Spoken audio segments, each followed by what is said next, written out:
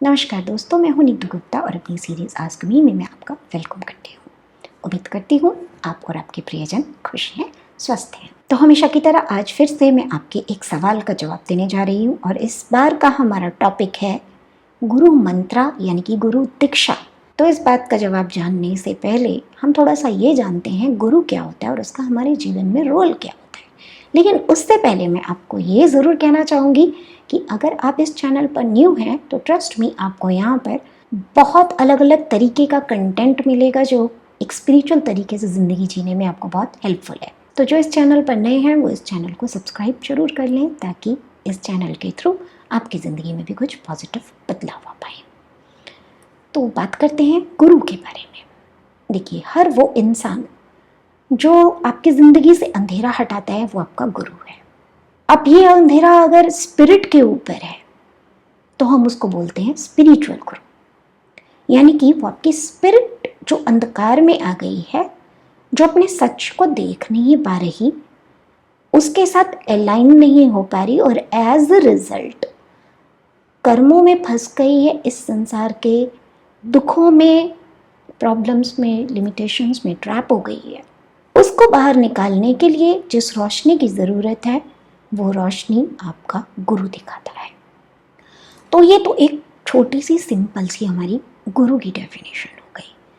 अब बहुत ऑब्वियस सी बात है, अगर आप एक सफ़र कर रहे हैं, आप चाहते हैं आपकी ज़िंदगी से दुख दूर हो जाए, आप अपनी अलाइनमेंट में आ जाएं, आप एक ऐसी जर्नी पर जा रहे हैं जिसके बारे में आपको कुछ नहीं पता, थोड़ा बहुत आपने सुना हुआ है, इधर उधर से यूट्यूब पर वीडियोस वगैरह देखे हुए हैं, तो उतनी नॉलेज आपके पास है।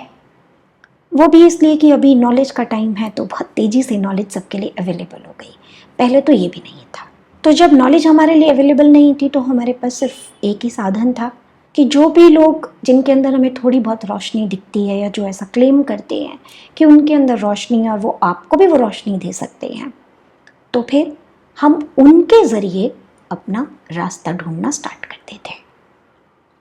तो एक बात तो तय है कि अगर आपको रास्ता नहीं पता तो आपको कोई ना कोई मार्गदर्शक तो चाहिए जो आपको रास्ता दिखा सके और सिर्फ रास्ता ना दिखाए, उस पर चलने में आपकी मदद भी करे और बीच बीच में जब ऑब्स्टेकल्स आए तो उनको कैसे पार करना है आपको ये भी सिखाए। तो ये सारा काम जो होता है एक गुरु करता है। और इतनी बात से आप ये भी समझ गए होंगे कि ये एक जर्नी है, ये 2 या 4 दिन का काम नहीं होता। इसलिए बहुत ज़रूरी है कि अगर आप एक सफ़र कर रहे हैं किसी के साथ तो आप उस इंसान के साथ कनेक्टेड रहें। अब यहाँ पर समस्या क्या आती है? यहाँ समस्या ये आती है, ये संसार जो है ना ये मायावी है, इतने आकर्षण है, इतनी सारी चीज़ें हैं कि आपका मन एक जगह टिकता ही नहीं है। एज अ रिजल्ट क्या होता है, आप चाहते तो हैं आपकी ज़िंदगी में सब कुछ बदल जाए, किसी को अपना गुरु भी बनाना चाहते हैं, आप चले भी जाते हैं उस तरफ, लेकिन 1-2 बार जाके थोड़े दिनों में फिर से back to the normal life हो जाता है। तो क्या होता है, कोई भी चेंजेस आपके अंदर नहीं आ पाते। इसलिए गुरु आपको एक मंत्रा या दीक्षा, कुछ भी आप कह लीजिए, वो देते हैं और एक किस्म के नियम में आपको बांधते हैं। आपको डेली बेसिस पर इस मंत्र को चैंट करने को बोला जाता है, 1 माला 2 माला जैसा भी आपके गुरु को ठीक लगता है। अब क्या होता है, जब आप डेली ये मंत्र चैंट करते हैं तो इस बहाने आपको एक तो अपने गुरु की याद रहती है कि भाई आपने किसी को अपना गुरु बनाया हुआ है। दूसरा, आपको ये याद रहता है कि मैं अपनी एक स्पिरिचुअल जर्नी कर रहा हूँ। आपका गोल जो होता है बेसिकली वो रोज एक तरीके से आपको रिकॉल हो जाता है, बार बार ट्रिगर होता है ना, बार बार ट्रिगर होता है तो धीरे धीरे आपके माइंड के अंदर वो अपनी एक जगह बनानी स्टार्ट कर देता है और फिर आप एक ऐसी स्टेज पर आ जाते हैं जब आप जल्दी से भटकते नहीं हैं।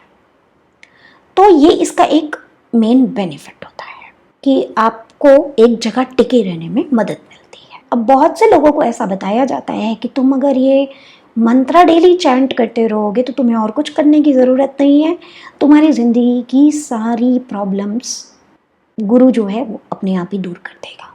मीन्स एक बार आप उनके शरण में चले गए तो अब आपका उद्धार हो जाएगा। वैसे मैं बहुत बार ये बातें बोल चुकी हूँ लेकिन मैं फिर से आपको रिकॉल करना चाहती हूँ। गुरु के पास जाकर डेफिनेटली आपका उद्धार हो सकता है। अब इसके अंदर 3-4 चीज़ें हैं जो ध्यान में देने वाली हैं। पहली तो ये है, आपके गुरु के पास सही ज्ञान होना चाहिए और सिर्फ ज्ञान होना नहीं चाहिए, उन्हें वो ज्ञान आगे फॉरवर्ड करना आता भी हो ठीक तरीके से और करने की विलिंगनेस भी हो। बहुत से लोग सब बस अपने तक ही रखते हैं ताकि दूसरा इंसान हमेशा उन पर डिपेंडेंट बना रहे, तो ऐसा गुरु आपका उद्धार नहीं कर सकता। फिर चाहे आप नाम ले लो मत लो, कुछ भी करो आप, लेकिन इससे आपका उद्धार नहीं हो पाएगा। दूसरी चीज़, जैसा मैंने आपको बोला, आज की तारीख में ज्ञान पाना तो कोई बहुत बड़ी बात नहीं रह गई। गूगल पे, यूट्यूब पे, हर जगह ज्ञान ही ज्ञान है, जितना मर्जी ले लो। सही है या गलत है उसके बारे में मैं बात नहीं कर रही, मैं बात कर रही हूँ ज्ञान की। बस ज्ञान ही ज्ञान है, कुछ भी खोलो ज्ञान निकलता है वहाँ से। तो क्या होता है, इतना सारा ज्ञान पाने के बाद इंसान को ये वहम हो जाता है कि मैंने सब कुछ जान लिया।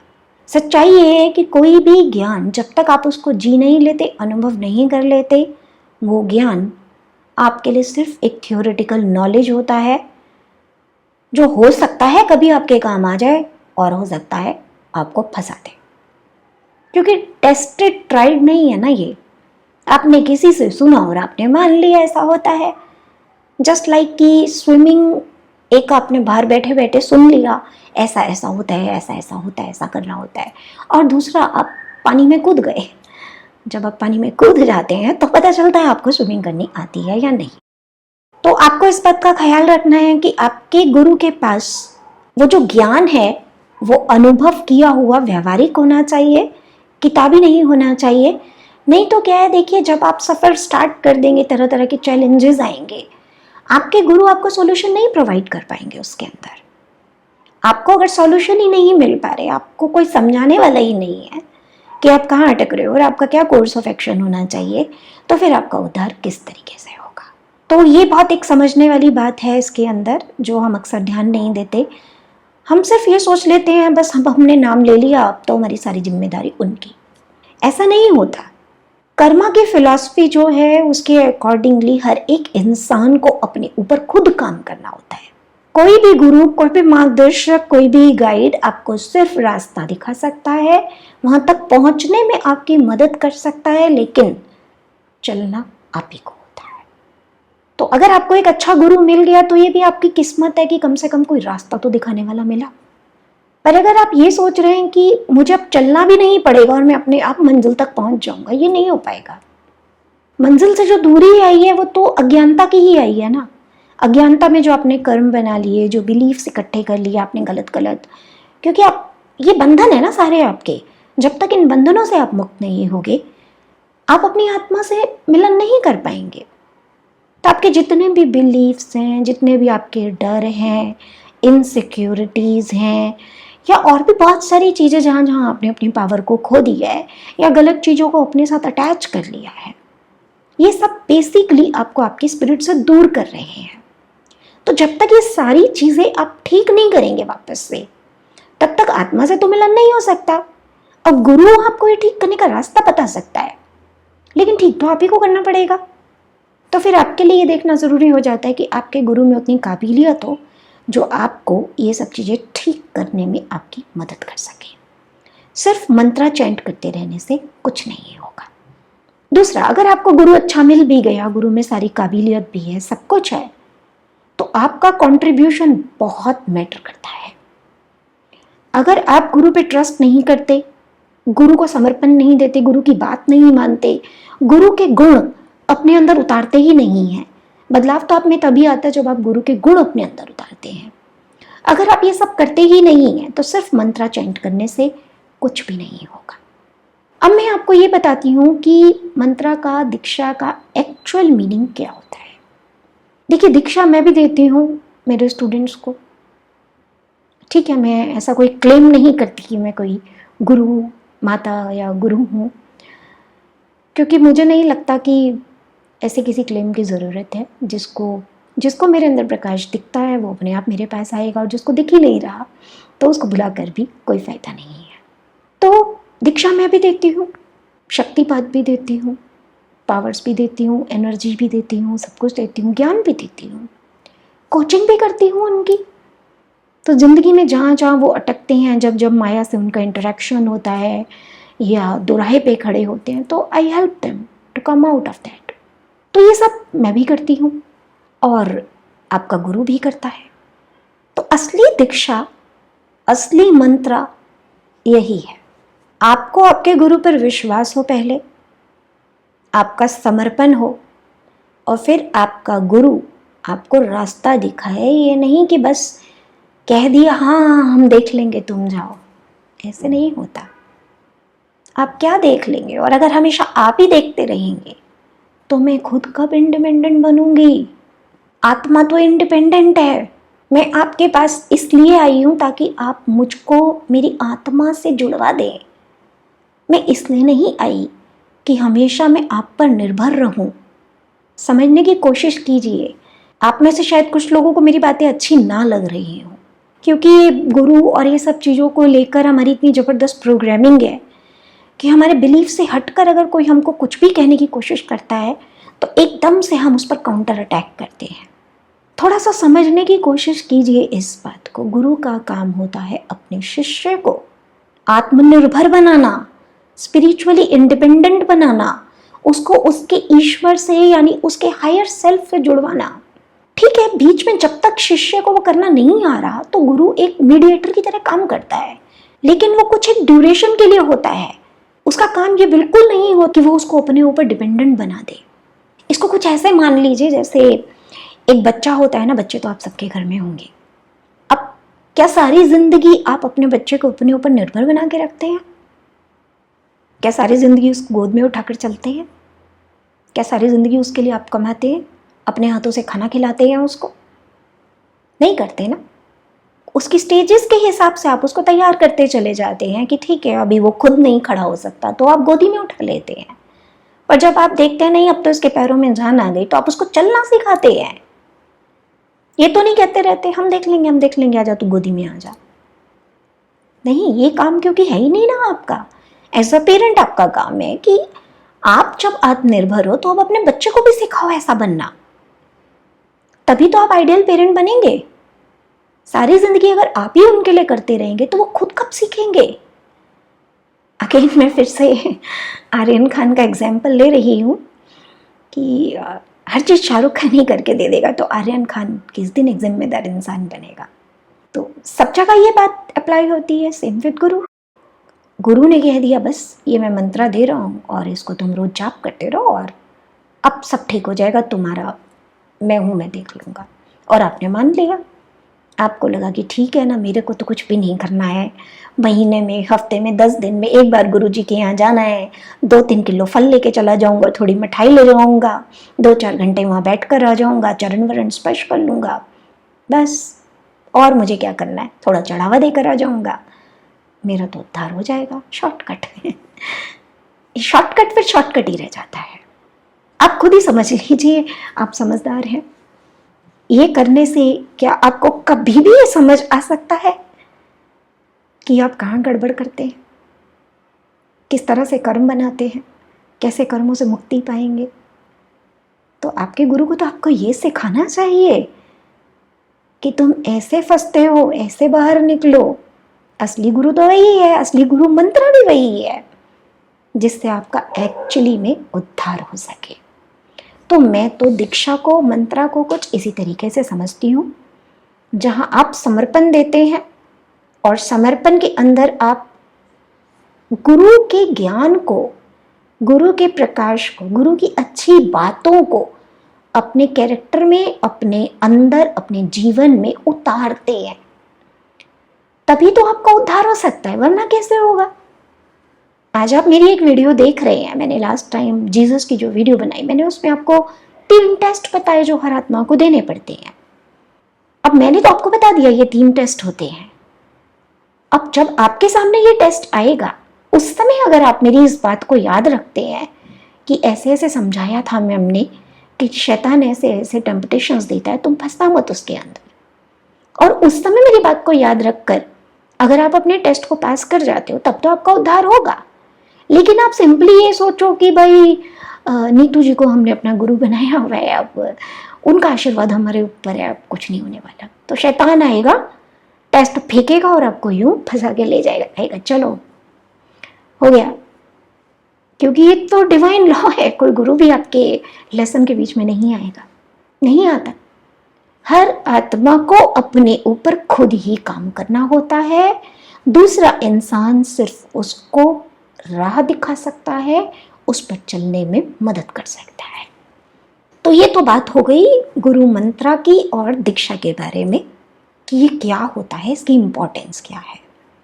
तो मैंने आपको समझा दिया इसकी इम्पोर्टेंस क्या है, इससे ज़्यादा इसकी और कोई इम्पोर्टेंस नहीं है। अगर आप बिगिनर हैं, भूल जाते हैं, तो डेफिनेटली ठीक है, आपको इस बहाने कम से कम याद तो आता है कि आपने कोई संकल्प लिया है स्पिरिचुअलिटी का, तो वहाँ तक ठीक है। अब बात करते हैं क्या ये कंपल्सरी है। ये बहुत पेचीदा सा सवाल है कि ये कंपल्सरी है क्या, मतलब अगर आप ऐसा नहीं करेंगे तो क्या आपका उद्धार नहीं होगा। तो दोस्तों ये बात वैसे मैं बहुत बार बता चुकी हूँ, फिर से बता देती हूँ आज एक बार। देखिए ये संसार जो है ना बहुत मायावी है। यहाँ की सबसे बड़ी पहेली क्या है ना, वो ये है कि हम सब ना बाहर से तो एक जैसे दिखते हैं, अंदर से भी एक जैसे ही है, आत्मा ही तो है सारे, वही एक जैसे शरीर हैं सबके, सबके अंदर उतने ही ऑर्गन्स हैं, वही सब चीज़ें सबके अंदर। तो ये पता लगाना ना बड़ा मुश्किल हो जाता है कि हमारे अंदर फ़र्क क्या है, जबकि हमारे अंदर बहुत मेजर एक बड़ा फ़र्क होता है, और वो फ़र्क होता है हमारे इवोल्यूशन लेवल का। अब ये इवोल्यूशन भी जो होता है ना बड़ी पेचीदा सी चीज़ है। हर व्यक्ति को लगता है मैं बहुत इवॉल्व हूँ, मुझे बहुत ज्ञान है, मुझसे ज़्यादा ज्ञानी कोई नहीं है, दूसरा आदमी बेवकूफ़ है। ये होता है, मतलब मैं किसी को पिन पॉइंट नहीं कर रही, ये इस सफ़र में होता ही है, होता है तो होता है, क्या कर सकते हैं। मैंने भी स्टेजेस क्रॉस किए हैं, तो मुझे भी लगता था तब कि मुझे तो सब कुछ आता है, फिर धीरे धीरे खुद ही जान लिया नहीं नहीं कुछ नहीं आता था। और आज की तारीख में इतने अनुभव करने के बाद अब मैं खुद ही अपने आप को बोल देती हूँ अभी मुझे कुछ नहीं आता, अभी बहुत कुछ सीखने को बचा है। तो इट्स अ जर्नी, राइट। अब इसके अंदर क्या होता है, अब इसके अंदर क्या होता है, जितना आप इवॉल्व हो गए होते हैं ना, ऐसे समझ लीजिए कि स्टेयरकेस चढ़ रहे हैं आप, और जितनी सीढ़ियाँ आप चढ़कर ऊपर तक पहुँच गए, उसके नीचे की सीढ़ियाँ और वहाँ खड़े हुए लोगों को तो आप पहचान लेते हो कि ये मुझसे कम अभी इवॉल्व है, अभी इसको यहाँ तक पहुँचने में टाइम लगेगा। पर जो आपके ऊपर वाले लोग हैं उन्हें आप नहीं पहचान सकते, क्योंकि वहाँ तो आप अभी गए ही नहीं हो, तो आपको पता ही नहीं है वहाँ पर क्या होता है। उतना इवॉल्व होने के बाद इंसान कैसे देखता है चीज़ों को, कैसे सोचता है, उसका क्या नज़रिया हो जाता है। तो ये समस्या सबके साथ आती है। और मज़े की बात एक और भी है हमको पता ही नहीं है हम इस लेडर पे कौन से स्टेप पे खड़े हैं, क्योंकि सोते हुए आ रहे हैं ना, जन्मों से तो सो रहे हैं, ठीक से कभी अपने अंदर झांक कर ही नहीं देखा, देखा होता तो कुछ समझ में आता कि भाई मैं कहाँ तक पहुँच गया, कितना और काम करने की ज़रूरत है, कितनों से बेटर हूँ, कितनों से मुझे सीखने की ज़रूरत है। ये सब हम तब स्टार्ट करते हैं ना जब थोड़ी सी अवेकनिंग होती है हमारी। उसमें भी अपने से नीचे वालों को ही देख के हम अंडरस्टैंड कर सकते हैं, ऊपर वालों को तुम बेवकूफ़ कह देते हैं कि ये नहीं क्या पता। तो ठीक है, ये ऐसा ही होता है। तो समस्या क्या आ रही है, हमें पता नहीं है हम कौन से लेवल पे हैं, और बहुत एक जबरदस्त धारणा फैला दी गई है पूरे समाज के अंदर, गुरु भगवान है, ईश्वर से पहले उसका नाम रखो, बिना गुरु के मुक्ति असंभव है, और गुरु मंत्र तो लेना ही पड़ेगा और उसका तुम्हें नियम से पालन भी करना पड़ेगा, तभी तुम्हें गुरु का आशीर्वाद मिलेगा और तुम्हारी मुक्ति होगी। अब जो थोड़ा इवॉल्व वाला बंदा है ना, जिसको एक्चुअली ये मंत्रा करने की जरूरत नहीं है, वो भी सोचने लगता है अच्छा तो मंत्रा करना पड़ेगा। अब वो पजल हो जाता है, उसको समझ नहीं आता मैं क्या करूं, क्योंकि अंदर कहीं उसको थोड़ा सा कुछ लग रहा होता है इसकी मुझे ज़रूरत नहीं है, पर बाहर से उसने इतना सुन लिया होता है नहीं नहीं ये तो करना ही पड़ता है, ऐसा ही होता है। तो उसको लगता है भाई जब इतने पहुँचे हुए सिद्ध लोग ऐसी ऐसी बात कह रहे हैं तो मैं क्या हूँ, हो सकता है मैं गलत हूँ। ये गड़बड़ हो जाती है यहाँ आकर, क्योंकि जिस इंसान के अंदर वो संकल्प ऑलरेडी है, जिसकी अवेयरनेस में हमेशा ये बात रहती है कि भाई मुझे मेरा उद्धार करना है, मुझे मेरी आत्मा से मिलन करना है, अब उसको कोई अलग से मंत्र लेने की ज़रूरत नहीं है। जो इतना समझदार है, जो इस बात को अंडरस्टैंड करता है कि अगर मुझे मेरा उद्धार करना है तो मुझे अपने गुरु की बातें माननी है और उनकी अच्छी बातें अपने जीवन में उतारनी है, तो उसको अलग से कोई मंत्र करने की ज़रूरत नहीं है। Are you getting? जब एक व्यक्ति के अंदर इतनी समझ ऑलरेडी आ चुकी है तो उसको अब ये रिचुअल्स में इन सब में फंसने की कोई ज़रूरत नहीं है। उसको तो इवन गुरु भी अपने हिसाब से ही चुनना चाहिए। तो ये चीज़ें जो है ना, ये सिर्फ उनके लिए कंपल्सरी हैं जिन्होंने जर्नी स्टार्ट की है, क्योंकि उनको अपने सबकॉन्शियस माइंड को ट्रेंड करना है, एक हैबिट में, एक रूटीन में, एक प्रैक्टिस में अपने आप को लाना है, ताकि उनका मन कम से कम एक जगह पर टिके, कुछ वक्त के लिए तो टिके कम से कम। क्योंकि चंचल मन बार बार भागता रहेगा तो कोई स्पिरिचुअल जर्नी स्टार्ट ही नहीं हो पाएगी। 2 कदम जाओगे फिर लौट कर आ जाओगे, वहाँ कम से कम टिकना तो चाहिए ना हमको। तो उसके लिए ठीक है, आपने गुरु बनाया, सब कुछ किया, और मैंने आपको साथ में ये भी बता दिया कि गुरु का असली बेनिफिट अगर आप लेना चाहते हैं तो आपको ये समझ आना चाहिए कि आपका गुरु वैसे वाला नहीं होना चाहिए, भीड़ में बैठा दिया है आपको, 2-4 बस बातें बोल दी और भीड़ में कॉमन सी बातें। और स्पिरिचुअलिटी के अंदर जो एक और बहुत समस्या वाला काम होता है ना, वो ये होता है कि मैं भी अपने ना वैसे वीडियो बनाती हूँ तो बहुत सोच सोच कर बोलती हूँ। आप कोई एक स्टेटमेंट हर एक के लिए नहीं दे सकते। सेम चीज किसी परिस्थिति में सही हो जाएगी, किसी परिस्थिति में गलत हो जाएगी। एक पर्सन के लिए सही होगी, दूसरे के लिए गलत होगी। जैसे गुरु मंत्रा, सवाल तो आपने जनरल पूछ लिया कि मैडम गुरु मंत्रा लेना चाहिए कि नहीं लेना चाहिए। अब इसका जवाब मैं यस में दूं कि नो में दूं, मुझे समझ ही नहीं आ पाता। क्योंकि जो बिगिनर है उनको एक हैबिट डेवलप करने के लिए लेना चाहिए, पर जो ऑलरेडी थोड़े इवॉल्व हो चुके हैं उनको बिल्कुल भी नहीं लेना चाहिए। ये बहुत पेचीदा सा काम हो जाता है एक्चुअली स्पिरिचुअलिटी का, क्योंकि सेम आंसर दोनों के लिए एप्लीकेबल नहीं है। और समस्या ये आती है कि इंसान ये भी नहीं जान पाता मैं कितना इवॉल्व। तो आप खुद ही अपने आप को चेक कीजिए कि क्या अभी जर्नी स्टार्ट ही की है, थोड़ा थोड़ा सा बस मन वहाँ लगाना शुरू किया है। अगर ऐसा है तो बिल्कुल जो आपके गुरु ने आपको मंत्र या जो भी कुछ करने को कहा है उसको कीजिए, एक नियम में आइए। लेकिन उसके बाद मेरी दूसरी बात को भी ध्यान रखिए कि सिर्फ ये करते रहने से कोई उद्धार नहीं होने वाला। जब आपको लगने लगे कि हाँ मुझे आत्मा से मिलना ही है और अब मैं भटकने वाला नहीं हूँ, तब आपको ज्ञान की, प्रकाश की एक्चुअली ज़रूरत है अपने अंदर। उसको लेने पर फोकस कीजिए आप अपना। और जो ऑलरेडी इवॉल्व हैं इतने, आपको ऐसी किसी भी चीज़ के अंदर जाने की कोई ज़रूरत नहीं है। जिसको अपनी आत्मा से जुड़ना आ गया, अपनी आत्मा से मिलना आ गया, बातें करना आ गया, उससे जवाब लेने आ गए, उसको अब बाहर किसी और चीज़ पर डिपेंडेंट होने की कोई ज़रूरत नहीं है। जब भी गुरु बनाए तो ऐसे व्यक्ति को अपना गुरु बनाएं जो आपकी आत्मा वैसे आपको खुद ही बताती है, जो आपको लगे आपसे ज़्यादा इवॉल्व है और आपका उद्धार करा सकता है।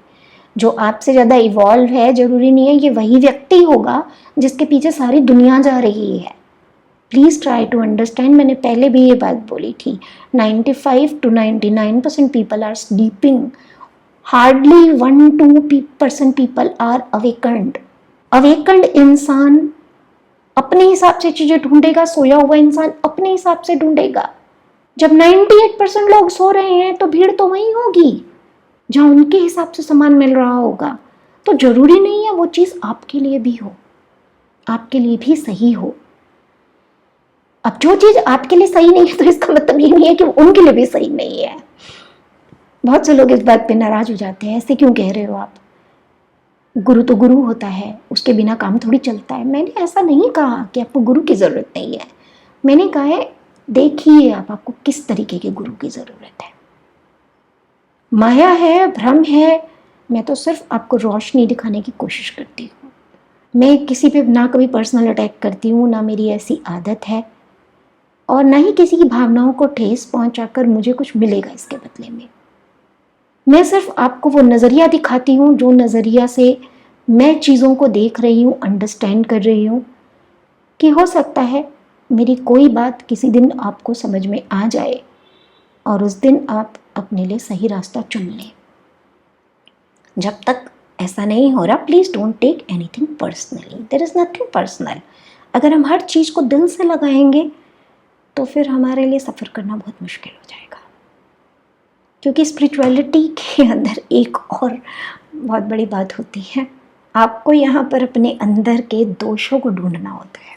अच्छाइयों को एक बार को नहीं भी दिखी तो कोई बात नहीं, लेकिन दोष नहीं छुपने चाहिए। Spirituality is cleansing basically, first cleansing and then energising.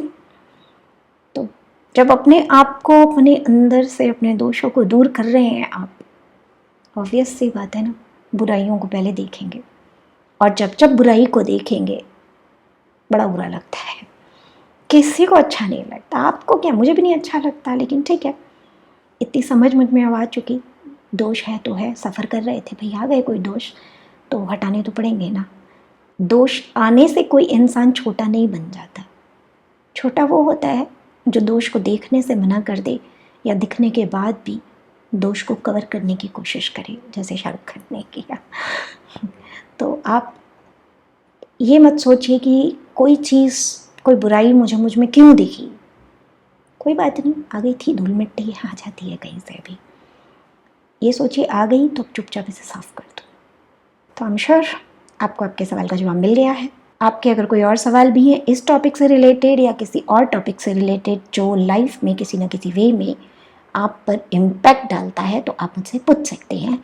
मैं बॉडी, माइंड, साइकोलॉजी और स्पिरिचुअलिटी से रिलेटेड सभी क्वेश्चंस के आंसर्स देती हूँ।